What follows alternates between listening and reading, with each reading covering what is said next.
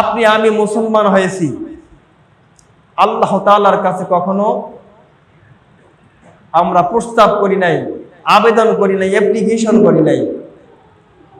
এমনিতে আল্লাহ তাআলার দরবারে আমরা সর্বশ্রেষ্ঠ জাতি হিসেবে উপনীত হয়েছি। আল্লাহ তাআলা বলেন, আল্লাযী খালাকাল মাউতা ওয়াল হায়াতা লিয়াবলুয়াকুম আইয়ুকুম আহসানু আমালা। ও দুনিয়ার মানুষ, রূহের জগতে তোমরা আমি রব্বে কারীমের দরবারে ওয়াদা করেছিলাম, আল্লাহ আপনি আমাকে দুনিয়ায় পাঠান, অল্প কিছু সময়ের জন্য পাঠান, যে আপনার ইবাদত ছাড়া আমরা গাফেল থাকবো না। কিন্তু দেখা গেল একদম বিপরীত। আপনি আমি যখন দুনিয়ায় আসলাম, তখন আর আল্লাহ তাআলার ইবাদত ভালো লাগে না, মসজিদকে ভালো লাগে না, মাদ্রাসাকে ভালো লাগে না, অর্থাৎ নিজের জীবনটাকে একদম শেষ করে ফেলতেছি। যখন যাহা মন চাচ্ছে তখন তাহাই করতেছি। আল্লাহ তাআলা এই জন্য বলেন,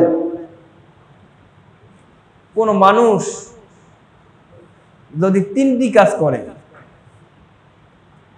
সেই তিনটি মানুষের দায়িত্ব আল্লাহ তাআলা নেবেন। বিশ্বনবী বলেন,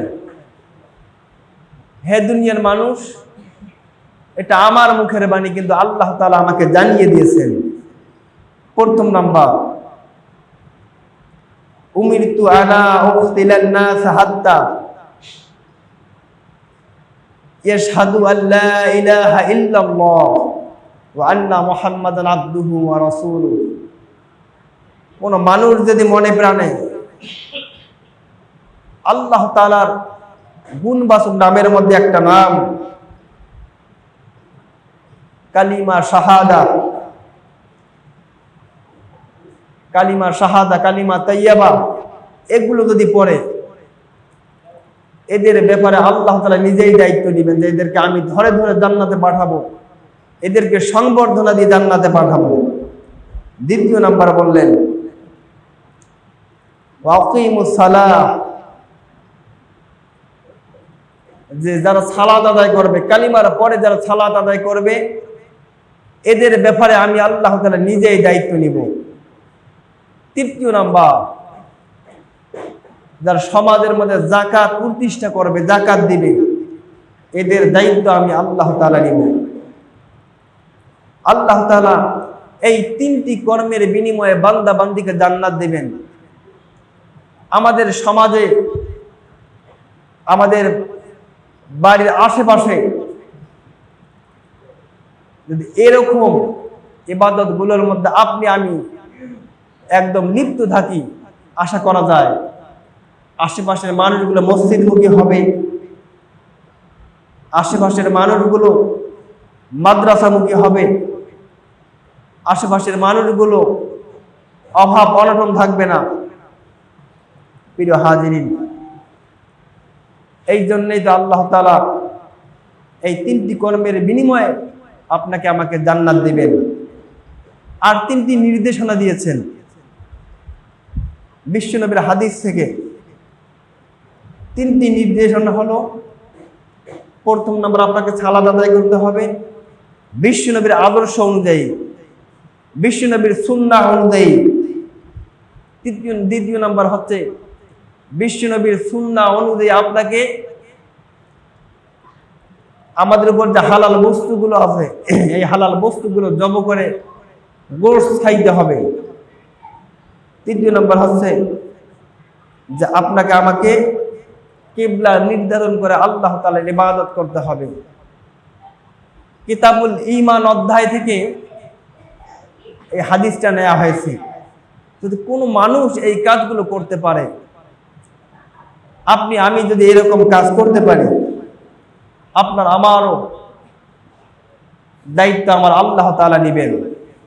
প্রিয় হাজিরিন, আপনার আমার উপর আল্লাহ তাআলা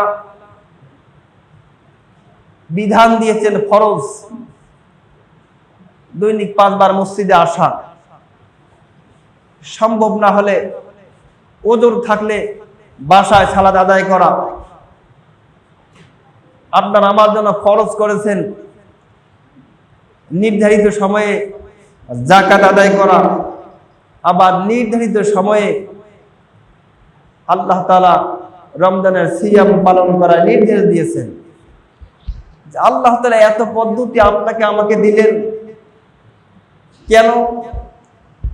যে আল্লাহ তাআলা আপনাকে জাহান্নামে দিতে চান না, আপনাকে জান্নাত দিতে চান।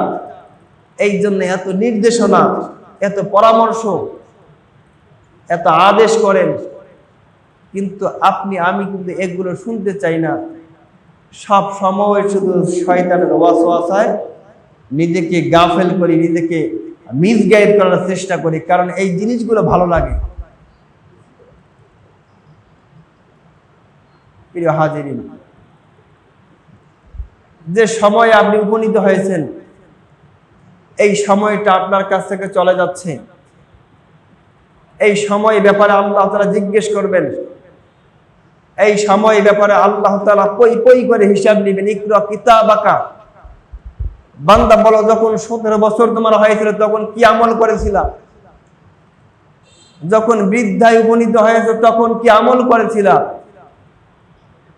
যদি আপনি ওই সময় বলতে না পারি যে আল্লাহ কিছু করতে পারি আর না পারি, দৈনিক 5 বার মসজিদে গেছিলাম, কিছু করতে পারি আর না পারি, আপনার কিতাবকে মহব্বত করে ছিনায় রেখেছি, কিছু করতে পারি আর না পারি, আপনার সুন্নাহ রাখার চেষ্টা করেছি, কিছু করতে পারি আর না পারি, আপনার সুন্নাহ, বিশ্বনবীর সুন্নাহ গায়ে সবসময় লাগিয়েছিলাম।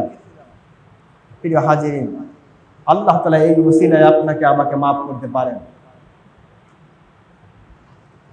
তো আপনাদেরকে বুঝাইতে যাচ্ছিলাম সে আল্লাহ তাআলা কত মহান।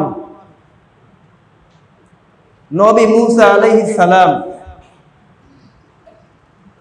তার জামানায় তিনি তার উম্মতদেরকে বলতেন যে আল্লাহ তাআলা প্রতিটা মানুষকে ছাড় দেন কিন্তু ছেড়ে দেন না। আমি মুসারও হিসাব নিবে, আমি মুসার বাবারও হিসাব নিবে, আমার সন্তানের হিসাব নিবে। অর্থাৎ যারা পৃথিবীতে ভূমিষ্ঠ হয়েছে তার মৃত্যু হবে, মৃত্যু হওয়ার পর কাল কিয়ামতের ময়দানে ইয়াউমা নাদউ কুল্লা উনাসিন বিইমামিহিম, প্রত্যেকটা মানুষের কাছ থেকে হিসাব নেওয়া হবে যে তুমি কি আমল করেছো। তো মুসা আলাইহিস সালাম বললেন, কাইন আনজুরু মুসা কালিমুল্লাহ মুতাফফিফিন বিউমুদিল আরশ।